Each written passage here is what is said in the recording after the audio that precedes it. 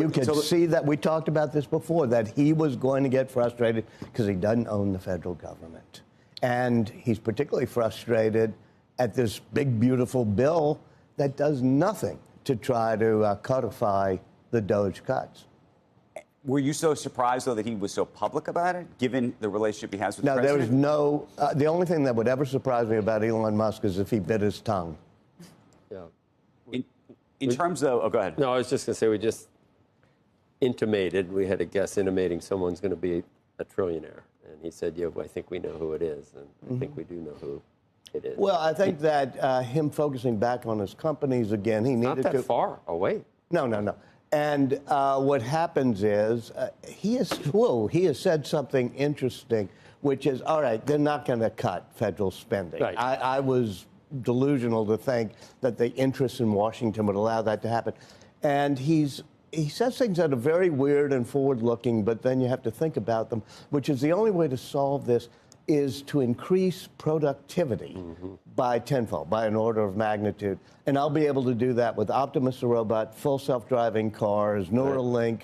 And if I focus on that, I can solve the problem by increasing productivity. And we never cut spending. We just increase everything. Well, I mean, he just feels Washington will never cut spending. Right. So it's gross. So the stock has moved on the back of this idea that he is now back sleeping on the factory floor, that he's now...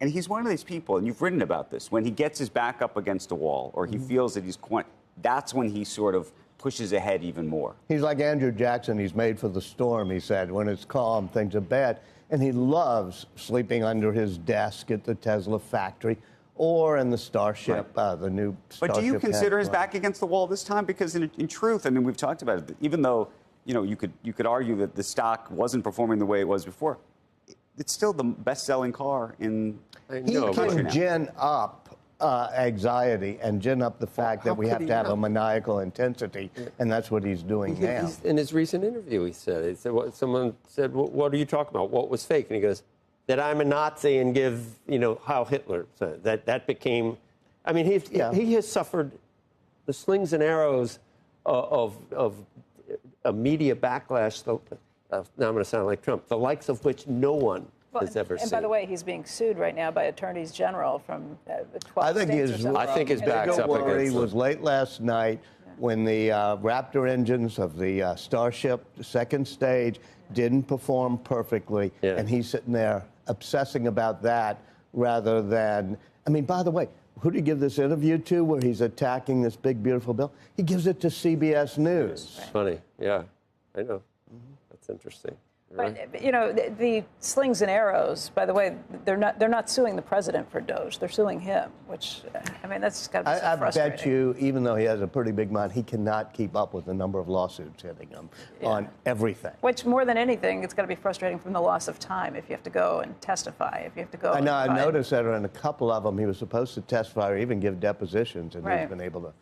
But he is going to have a maniacal intensity right now on both Tesla and its self-driving in particular, and robo-taxi, and on, I think, Starship. The Starship that went up last night was supposed to have, it's like a Pez dispenser. It's totally amazing.